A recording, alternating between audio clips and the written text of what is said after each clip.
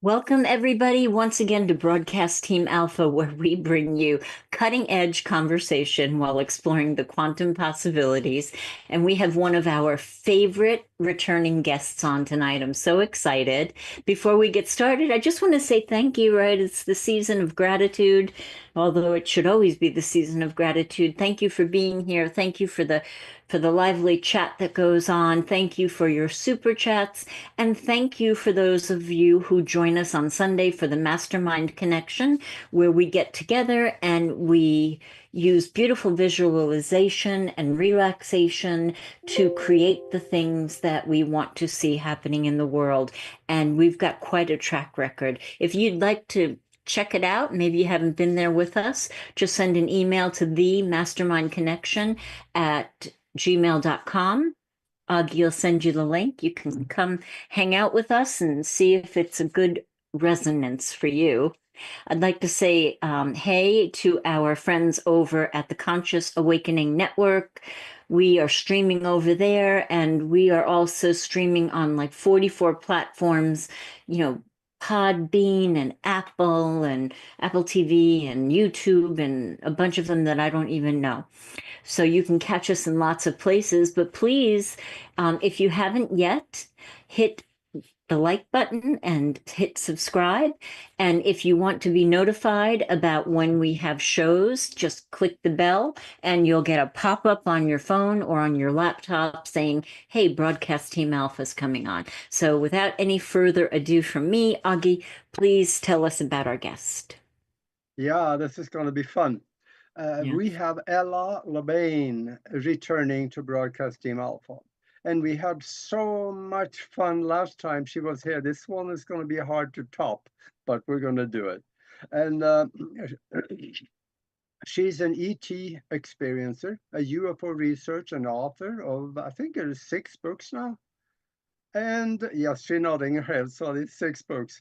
And I want to mention the first one because I got stuck on that one because it was so interesting. Who's who in the cosmic zoo?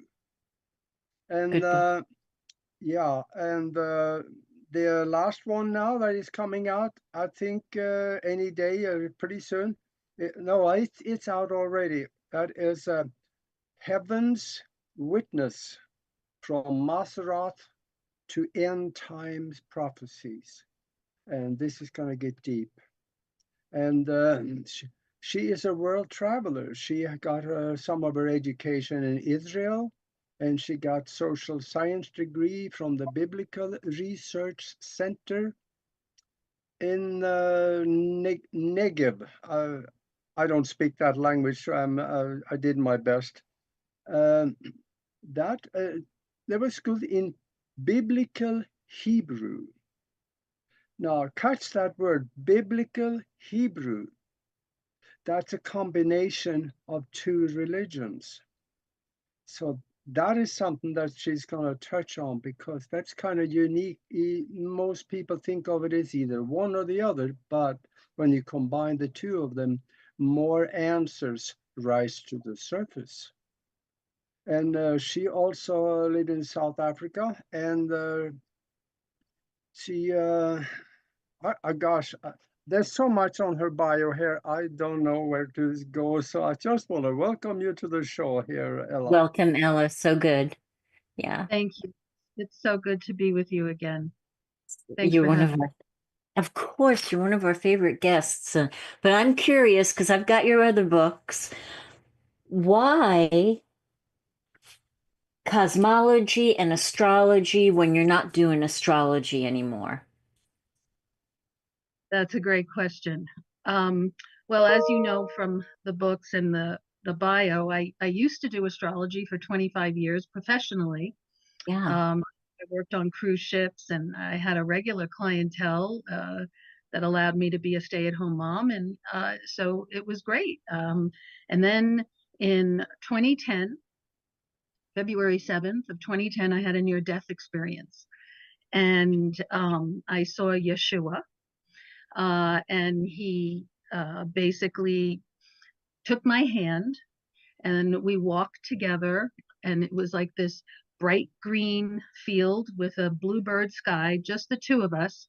And there was a lot of talking, and he told me, because at the time I was putting my first book together that Augie was talking about, the Who's Who in the Cosmic Zoo, which is this A to Z compendium on discerning the alien presence. Who are the aliens? Who are the ETs?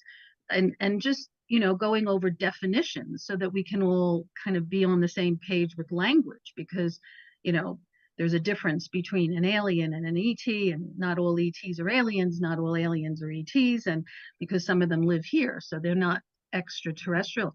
So that was what I was focusing on, and he basically told me to rewrite the book with him in it. So I did. Wow. And it's now turned into a 7-book series. The 7th book will be out in the new year, and that will complete it. You know, 7's a number of completion. Yes. Other things, but you know, I got a lot of downloads, and that was, you know, it's taken me all these years to process and publish. And so one thing he told me was that he wanted me to stop doing astrology, not because it was evil or it was something, but it was inaccurate. He told me Oh. to focus on Nibiru. So I did.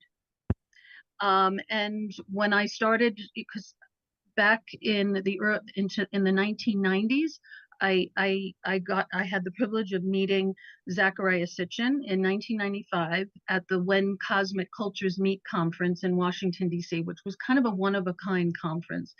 And I got to sit down with him and interview him in person the old-fashioned way. No media or anything, just taking notes, and it's in my 5th book if anyone is interested. That whole piece, there's 3 chapters devoted to him. And basically I ended up becoming his student. You know, I just followed him, and then you know, he came to Colorado 3 times, and so I just was studying Nibiru. But you know, when I started out, it was so foreign. You know, the books were hard to kind of, there's so much information. It's so hard to process, you know. So after my near-death experience, I kind of went back to it. It was, you know, Yeshua told me to go revisit that. And then I started seeing, whoa, you know, all this stuff is going on around the sun. And I wasn't the only one, thank God, seeing that. And so I started connecting with other researchers, and like and I realized that it's not just a planet, it's a whole system. Okay. Yeah. So our sun has a binary twin, which we call Nemesis, and it's a brown dwarf star that's dead. So that means it doesn't radiate like a star and a sun as we know it to be. But when it comes, it sort of like dances with our sun, and most of the time it's behind our sun, so we can't see it. But you know, every so often, it's like a cycle, it comes around, and you can see it about an hour before sunrise, and sometimes during sunset, depending on location, latitude, and so when our sun shines, radiates it, it looks like 2 suns, just like our sun will illuminate and radiate like the planet Venus or anything else that's not like a radiator, but it looks like a big bright, you know, sun or a big bright star. So that's what we've been seeing in the sun all over the world. People have been Yes. taking pictures and Yes. posting them all over the internet. If anyone's interested, they can go to my Facebook page. I have multiple albums with all these photos and videos. And there's the observatory in Hawaii. It's called the Wormwood Observatory, and it's on top of the mountain, and they track it. So I also have a video of like, and you can see all the stars in the sky, and then you can see it rising ahead of the sun. And when the sun comes, it just kind of like obliterates it, it obfuscates it, you know, just like when the sun rises, you can't see the stars anymore, and that's what happens. So it's there. And Wow. So that's why I stopped doing astrology, because to be honest, astrologers aren't playing with a full deck. a full deck of stars and That's good. planets. They're missing this whole piece. Yeah. And it seems to, astrology still works, just to, put it out there for character analysis, your birth map, your Yeah. imprint, blueprint, all of that still works. But in terms of transits, okay, in terms of like how's my day going to be, or how's my week, or how's my month, or etc., what is happening on our sun trumps every other astrological aspect. So you could be going through, some Pluto aspect, or, a Jupiter return or something like that. And the sun, the daily effects that our sun is giving all of us, this is not an individual thing, this is collective, it just trumps all that. Huh. So we have to look at that. We have to start, incorporating it into, forecasting, and because it's a very real phenomenon. It's behind climate change. It's behind earth changes. It's behind what happened today. There was a 7.0 earthquake in Yes. California. Yes. Yes. So that's all part of the same ball of wax. Yeah, I think though that the calendar that you're talking about in the with astrology, we got to remember the Gregorian and the other Christian calendars. They came after. The astrological calendar was first. So That's right. there was a science with that. And if you look at that science, that wasn't totally transferred over. I think there's very few people that is really understand it. Am I on to something here? Yes, yes, you're absolutely right. And in this book, that's what I did. I pulled all this research of the calendars, and I call it calendar shenanigans, because they've manipulated time. They've manipulated the calendars. There's missing time because the math was fuzzy. So, like, for instance, and you're right about like this, the calendar that we're on, which is called the Gregorian calendar, which came out of Rome, has absolutely no astronomical relevance whatsoever.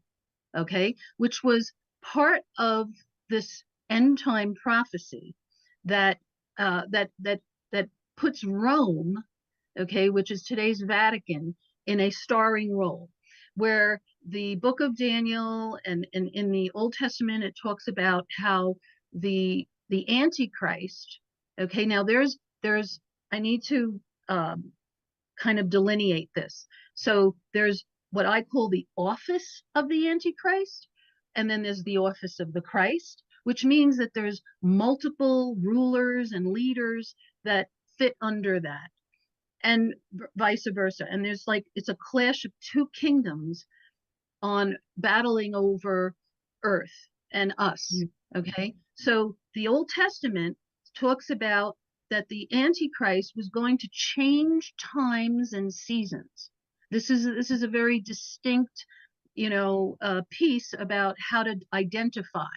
And that's exactly what the Church of Rome did with the Gregorian calendar, is that they took the whole ancient world off of this, resonating and vibrating on the sun and the moon and the stars and the seasons. And that's how everybody lived in the past. I mean, the Inuits who live, in Alaska and up north, it's they depend on where the sun and the stars are for everything, right? And this is how the ancient world, this is how everybody existed. When the Church of Rome incorporated this calendar, it threw everybody off. Okay, so then you have the Jewish calendar. All right, so they didn't stop counting because they don't accept that Jesus was the Messiah. So the Church of Rome basically started all over again, around 2000, after he ascended, resurrected and ascended, and then they started counting. But the Jewish calendar just keeps counting. So right now we're in 5785. So it's, but then I found out, and I thought for a long time, I was under the impression that the Jewish calendar was the most astronomically and astrologically accurate. So it is, but there's some discrepancies there that I found, and I published it in the book, where they deleted 200 years.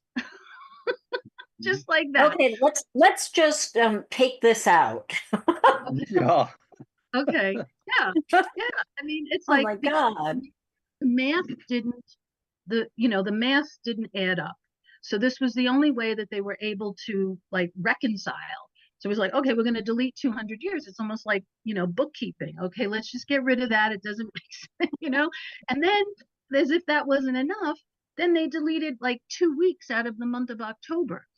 So, and this was done in 2 separate time periods. It's all in the book. But so I thought, wow, why? And then I got it down into another layer of this, and I found out, well, what are they using to measure time? And a lot of it has to do Yes. with the way our planet rotates on its axis, okay, and how time started to speed up, all right, because the planet started to wobble and shake and vibrate and do all this stuff. So what was causing that? This other system. So I have a chapter in the book that is titled Nibiru Changes Time. And that's why they deleted all this, all that. Okay, so because every time this system comes around and it's cyclical, it causes earth changes, it changes the way we count and measure time. It changes, even like, okay, so we have like cycles within cycles, right? So there's like precessional ages, which we're also coming to the end of. So Right. it's like a confluence of multiple cycles shifting at the same time. Nibiru is coming. Now Nibiru is one of 7 planets that belong to Nemesis. So Nemesis has 7 planets. Okay, but Nibiru is the only one out of that whole group that is different. It's elongated, it's tilted, it's gigantic, it's huge, and it has comet tails. So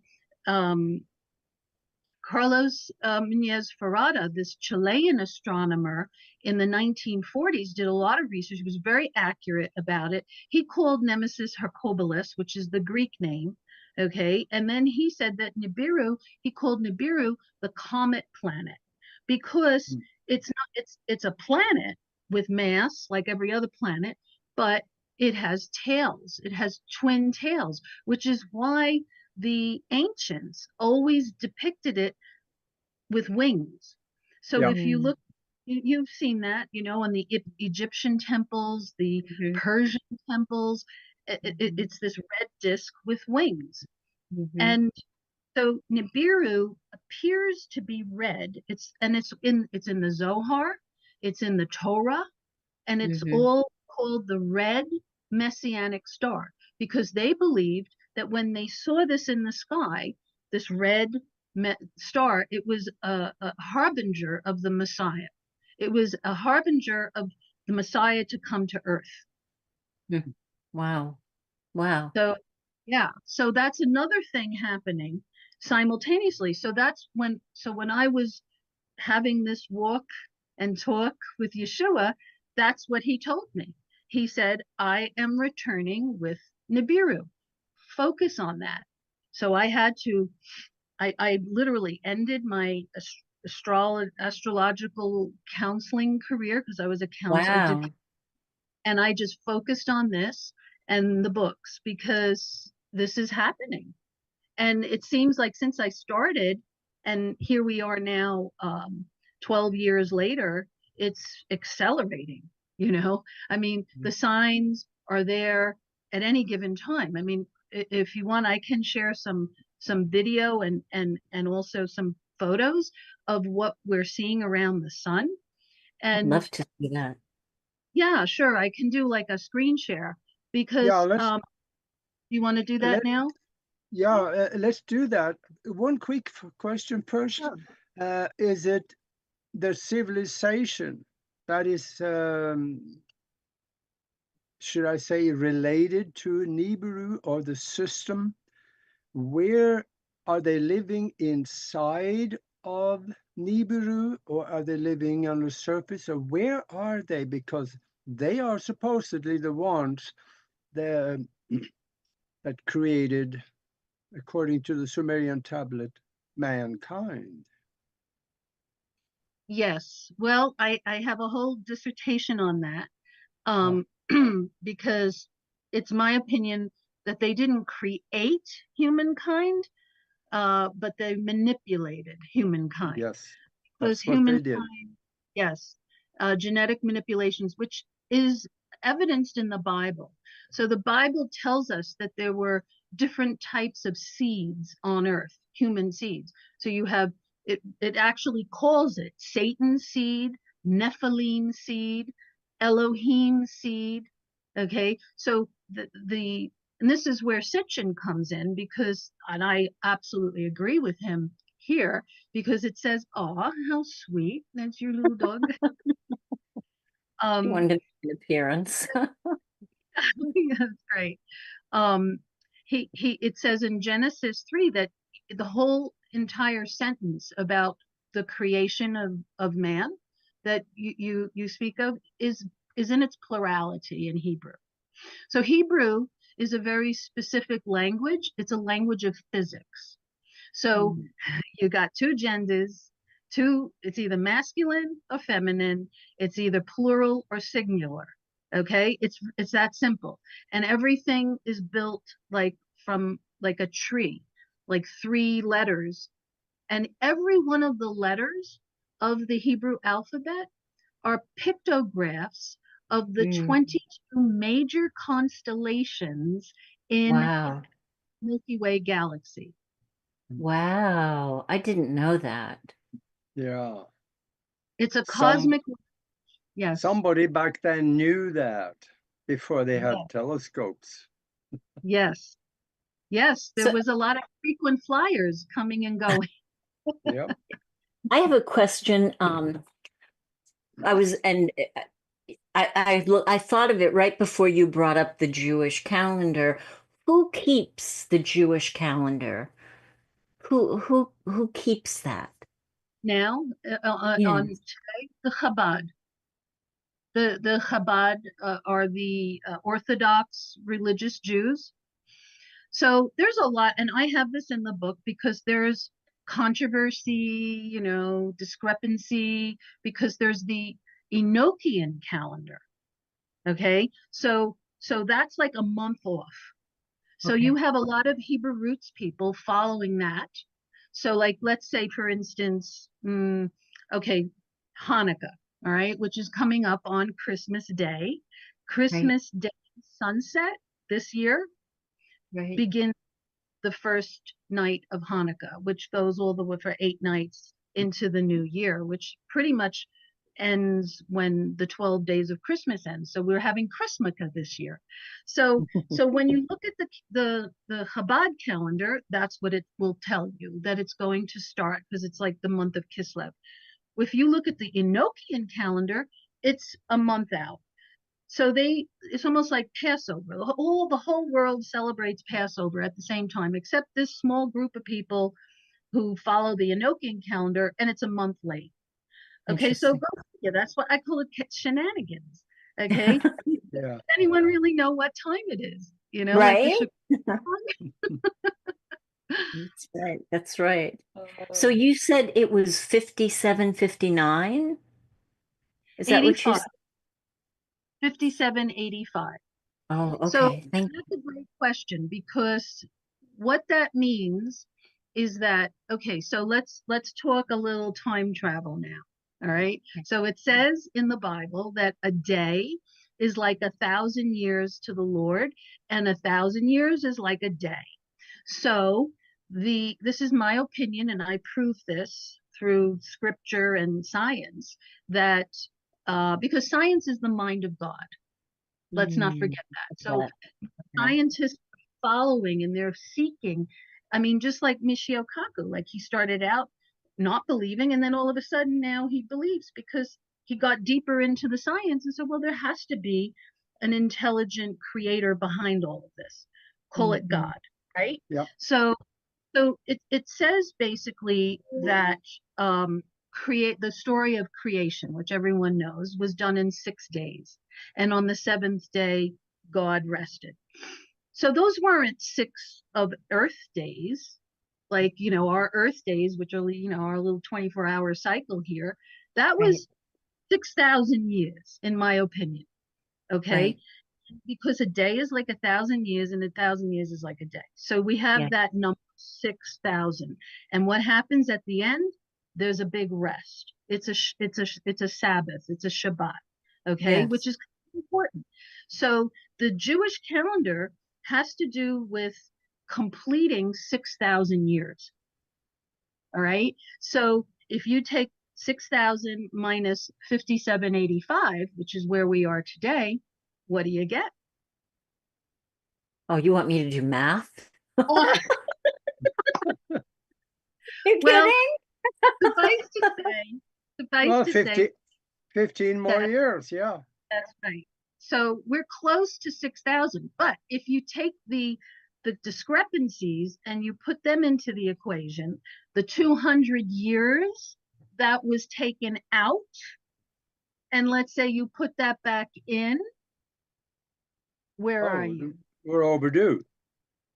We're almost there. Okay. Wow. 780 would be 5985. So that gives us 15 years to 6,000. So this is controversial. I'm not stuck on any, I'm not saying it's this or it's that. And here's another change, is that I don't make predictions. Right. Okay. So because of this, because the calendars keep changing, time itself keeps changing. You know, Augie and I have had discussions about time slips and right. So like these are anomalies and mysteries that you can't put your finger on, right? And then you have the technology, throw that into the mix, like CERN, where they do stuff and it manipulates the timeline. Okay, so you think you're here, but you're really there. Okay, which is why I've stopped making predictions. So one question that everyone always asks is when Nibiru will pass the Earth. What's the date, right? Everyone wants to know that. Everyone asked that to Sitchin, and he never gave an answer. He was so tight-lipped about that because he was threatened by the US government, who said, if you ever tell anyone, we're going to shut down your lectures. And he never did. He lived, you know, into his 90s, and he lectured all the way to the very end. So God bless him. May his memory be a blessing. But it's not a date. I will tell you this. It's not a date. It's a 7-year period. Interesting. And what I've done in the book is I've compared it and correlated and connected the dot to the 7-year tribulation that is predicted in the end time prophecies that happens to the earth. That is all focused on the time of Jacob's troubles, and Jacob is Israel. So it's focused on Israel, but it's also the whole earth. It's the whole planet. So this is not like, oh, it's just happening to Israel. The wars and all the, you know, it's like a vortex. You know, the eye of the storm is Israel, but the whole planet is going to be affected by the 7-year tribulation, which has already, in my opinion, kind of begun, because it has to do with earth changes, and it has to do with an atmospheric storm. Well, this hasn't quite like come full blown yet, but it's beginning. So this past 2 years, and this is a fact, and people can go look this up, is that our magnetosphere has become compromised. It's cracked, it's got holes in it, and that's Yeah. the reason why when we have these solar storms, these radiation storms, it's seeping through. The magnetosphere is supposed to be our protective bubble, right? To keep all the the deleterious gamma rays away from us. But that's not happening anymore. It's been compromised, which is the reason why people are seeing auroras as far south as Florida. Like you Yeah. can't call them northern lights anymore because Right. they're up in the Yeah. south, That's right? That's right. And Yeah. Australia and all over the place. So every time the sun belches one of these coronal mass ejections and solar flares that are Earth facing, it comes, we're getting it, it's seeping in. And that is causing the climate change. And I'm calling it climate change because it's not global warming, because it's warming in some places and cooling in other places. And anyone that studies the sun knows that the sun governs the climate and the sunspot cycle, which is 11 years, and also ice ages. Okay, Yeah. so like the sun can create cold, not just warmth. Yeah. Yeah. Don't tell That, Al Gore. well, yeah. So that was kind of a manipulation, in my Yeah. opinion. I think. So there But was like a half.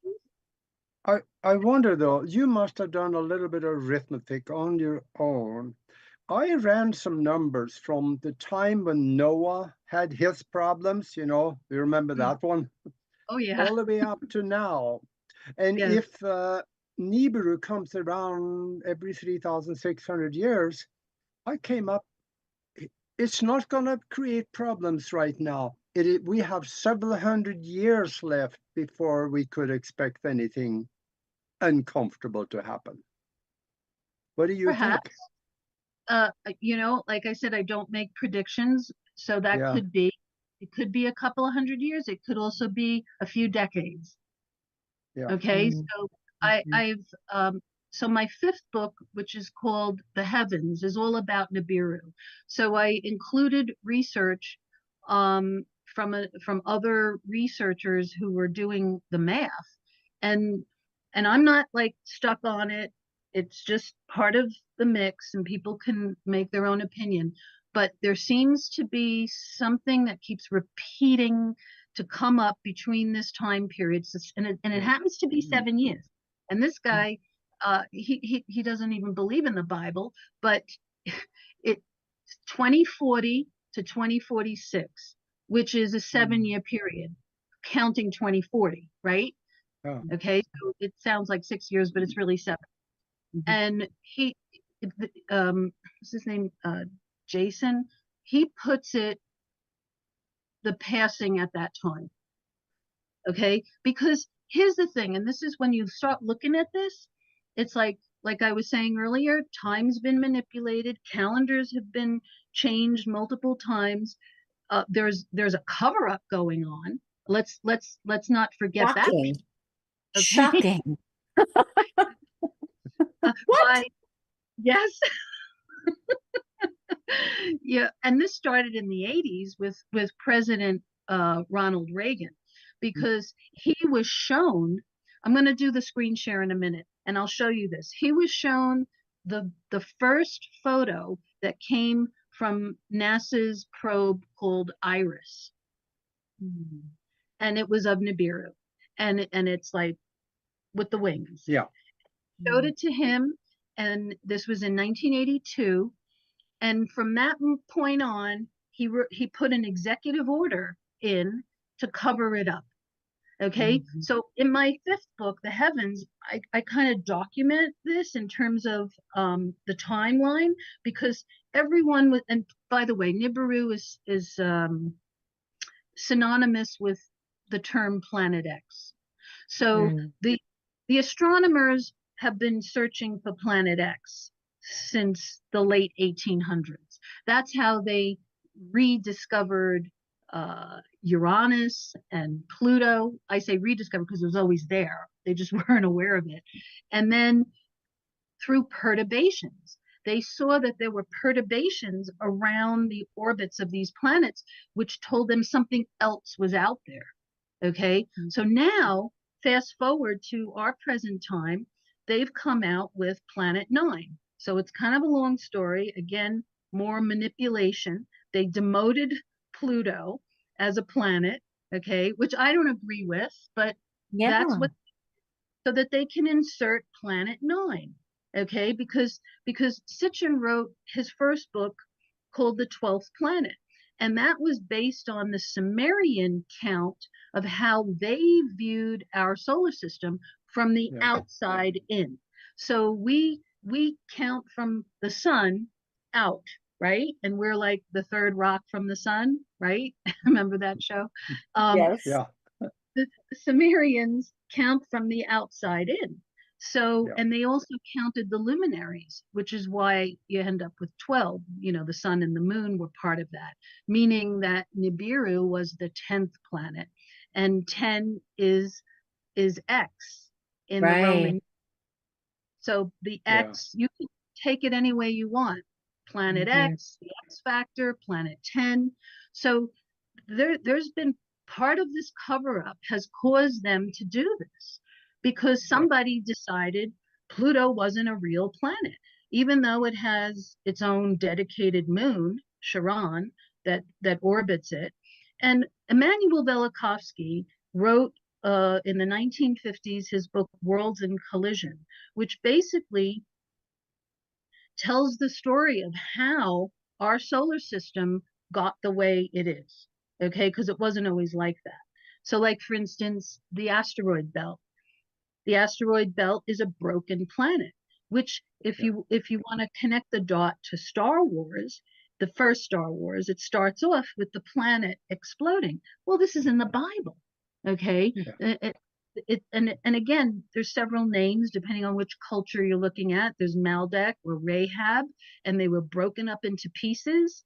And this is also evidenced in the Sumerian texts, which Sitchin wrote about, and how the moons got shifted and how everything got changed.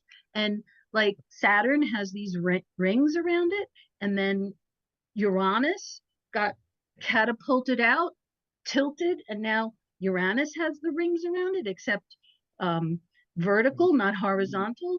And this was all because something came in to our solar system. There was a collision from the moons to another planet, and this was a passing of Nibiru. So I connect this dot to there's two prophecies, one in the Old Testament and one in the New Testament, where the Lord promises that he is going to recreate the heavens and the earth. And then the new heavens, there will be a new heaven and a new earth, and the old no one will remember it. It will be remembered no more, it says. And this is repeated. This is in the book of Isaiah and in the book of Revelation. So what's wrong with the heavens and the earth that he wants to recreate it? That was my question. I mean, it's a beautiful planet. What's wrong with it? Well, so then you start studying. I start studying. You start looking at what has happened through these 3,500 year cycles of when Nibiru passes, and something's off. Okay, the celestial dynamics are not perfect.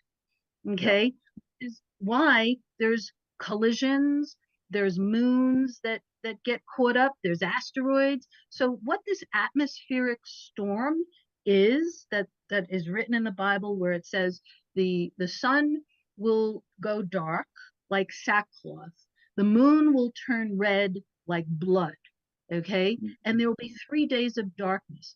Well, this isn't any kind of normal solar or lunar eclipse, because you can't have a solar and a lunar eclipse at the same time, right? So one is a full moon, one is a new moon. So it's not the normal every 6 months we have eclipses like clockwork. Not that at all. This is some extraordinary event that comes in and creates this atmospheric storm that turns everything red. And that is the tail, the debris tail of Nibiru. So Nibiru does not hit the Earth, doesn't knock into anything, but its tails do. And that's why it says in the book of Revelation, it calls it a wormwood. The word is wormwood, which means bitterness. And this is an asteroid that does hit the Earth, and it says that it causes 1/3 of the ocean life to die because it turns the waters bitter. So this comes out of the Nibiru system. It is not Nibiru. It's connected to Nibiru. Yeah, but I also think that there's something to think about, and that is that in that tail behind Nibiru, there's a lot of big rocks, and Yes. those could come down. But I don't want to go there. I want to say that we are past the bottom of the hour here, and for those of you that joined us late, we are talking with Ella LeBain.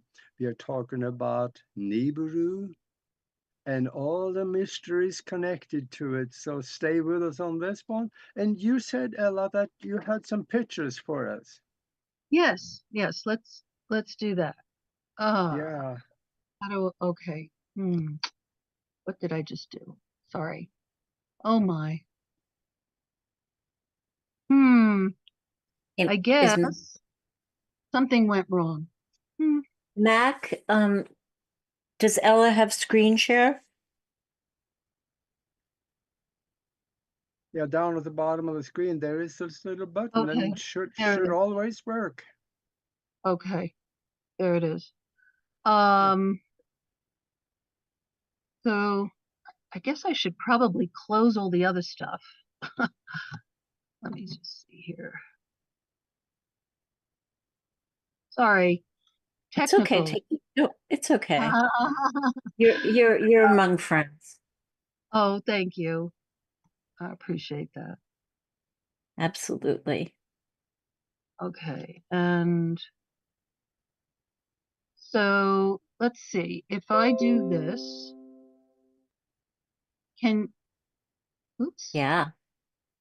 You can That looks see? right. Hey, Yeah. there we go. Yep. So let's Wow.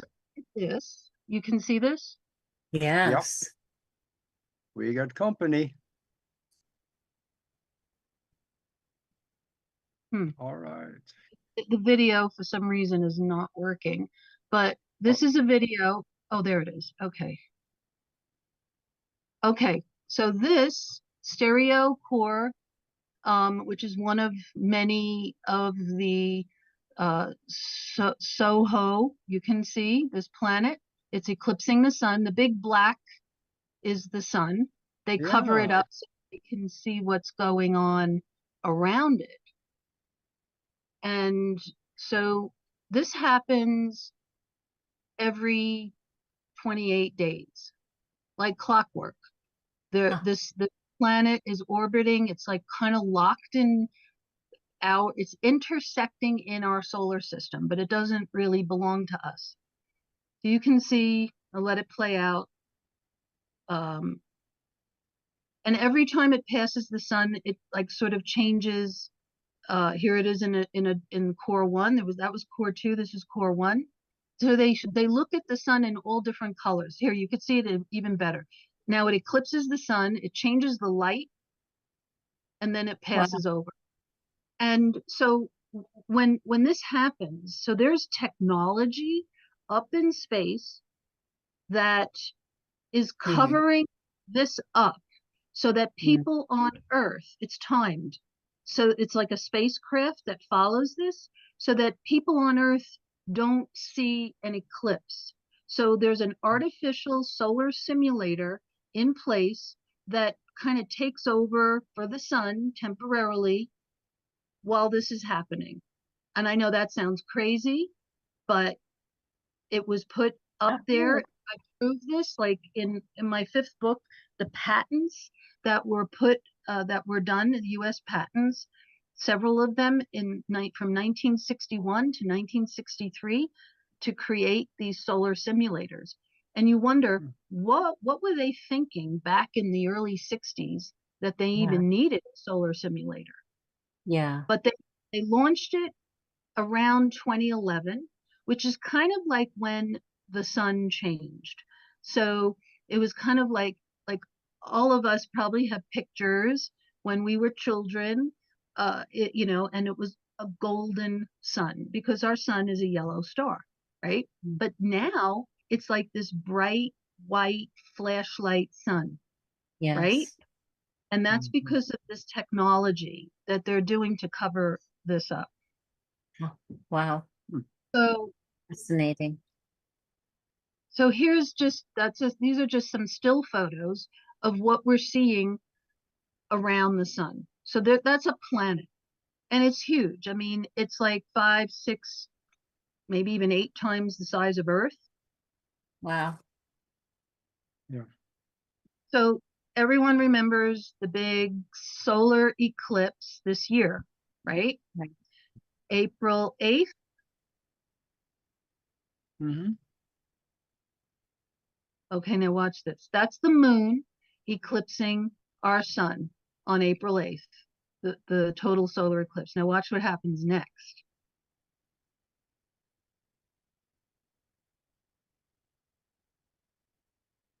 That's not the moon. What was that? Yeah, great question. That another planet. But first of all, our moon doesn't back up and go in reverse. Okay, so the moon Wow. goes one way, and this planet is going another way. Here you can watch Wow. it again. It's the moon.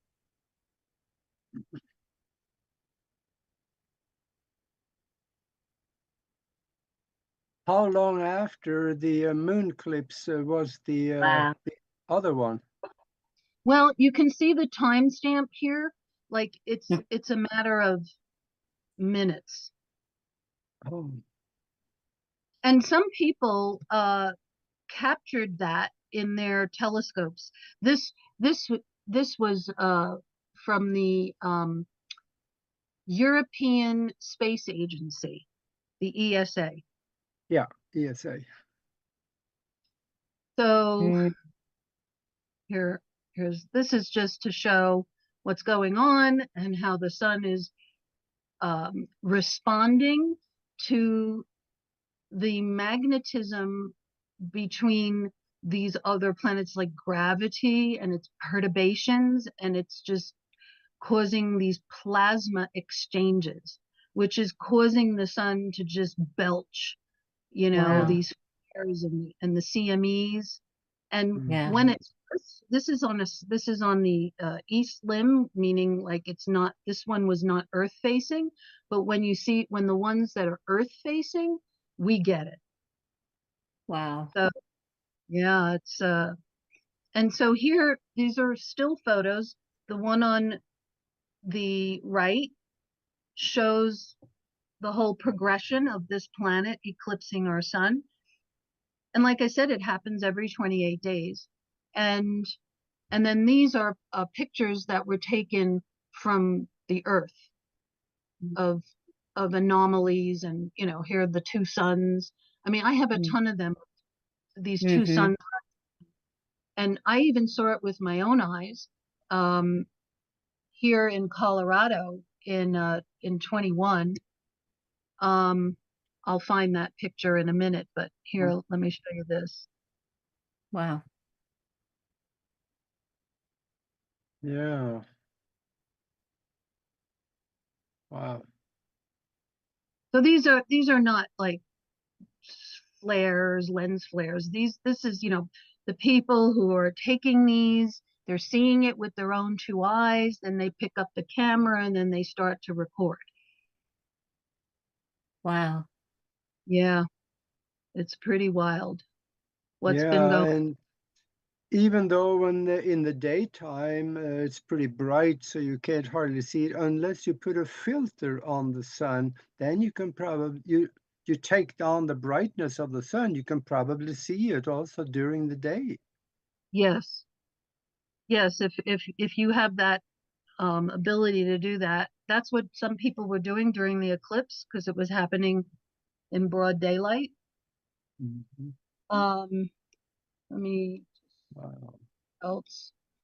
So, and besides the planets, we have, oh, well, here's a good one. We have spaceships. So this was on the Stereo A Goes, and it was 2020, and it got dubbed Ezekiel's Wheel because this is what's described in the book of Ezekiel in the Old Testament. Wow. This was passing the sun, and you can see first you can see the wheel, and then you can see that it's like creating a trail, clearing the space. It's doing something. Yes. So I Fascinating. just, Ooh, what yeah, is that? I'm illustrations just to connect the dots of what it was speaking about in the Bible. This is from Ezekiel, where it talks about the wheels within wheels, which is why they dubbed that Ezekiel's wheel, because it kind of, fits this description in Ezekiel Yeah. 1:15, where it says it's the appearance and structure of the wheels. And then there were Yeah. 4 rings, and they were full of eyes and all around. And then I just added these just to show that this was from the movie Contact. Yeah. And they built this originally. This is a little movie trivia for those interested. They built it for Terminator 2, but they didn't use it in Terminator. They used it for Contact. And it's the same sort of intersecting Mm-hmm. wheels. And these are just illustrations. Mm. It's just part of my presentation here, but so the book of Beautiful. Enoch, yeah, Enoch has a lot of detail about what I call frequent flyers of the past. So there was Mm. Enoch and Elijah, and they came up and they went down, and they came up and when they went down, and then the Lord took them, and they never died. So they ascended. And of course, Jesus ascended. There's several ascensions and raptures and frequent flyers in the Bible. And Interesting. yeah, What it is is that fat. one? What is that one with the circle and the arrows? What's going on there? Well, that is a spaceship. That's what so it's interesting that these are that they believe, and there's pyramids under the ice in Antarctica, and then there's these spaceships kind of stuck in the ice. And then is it a coincidence that they made a movie in 1998? The first X-File film was all about this spaceship Mm-hmm. locked in Antarctica. Mm-hmm. Mm-hmm. So the prophecies talk about these fallen angels that ended up getting stuck there, or being um, being put there, being like there's punishments that it talks about. So in my new book, Heaven's Witness, um, I have republished what Enoch wrote about, what he called the 10 heavens. And I thought, isn't that interesting? Because Michio Kaku said that there's 11 dimensions. And like Mm-hmm. Enoch said, there's 10 heavens. So if we maybe interchange the word heavens with dimensions, you know, that could Yeah. be what Mhm. we're talking about. And then, of course, Yep. adding this dimension, the earth, surface of the earth that we live on, which we call the third dimension, could be one of them as well. But it basically goes into that some of these fallen angels from that galactic war ended up in what he says is the fifth heaven, and um, they were put there as a punishment. It was kind of like a jail, Okay, like they were put there and locked in place. And when I read it, just the way it was described, I just got, the image or the vision in my head of the Superman movie, when Lex Lester and the villains were just kind of put into this like glass thing, and they were just Mhm. kind of thrown into the universe, and then they ended up landing on Earth. There's something to that. I mean, it's just a visual for how this happened in the past. So some of them ended up in this fifth heaven, and the others ended up under this mountain, which he calls Mount Vincent, and it's in Antarctica. And is it any coincidence? I don't believe in coincidences, by the way, that Yeah. right, that it's one of the most secret places on Earth. Right. That you have to have special clearance to even go there, or be part of like some military operation, or be one of these high up politicians or diplomats or whatever. But there's a lot going on here, way more than Mhm. meets the eye.